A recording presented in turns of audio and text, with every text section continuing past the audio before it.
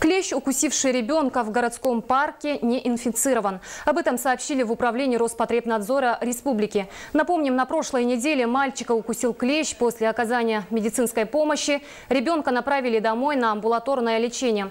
Насекомое, снятое с ребенка, было направлено в лабораторию. Исследование подтвердило, что вирус клещевого энцефалита не выявлен. В то же время управление Роспотребнадзора по Якутии рекомендует соблюдать меры личной профилактики при посещении лесной зоны. Вот одним из меров профилактики является как раз не только защитная одежда, использование репеллентов и так далее, но и осмотр.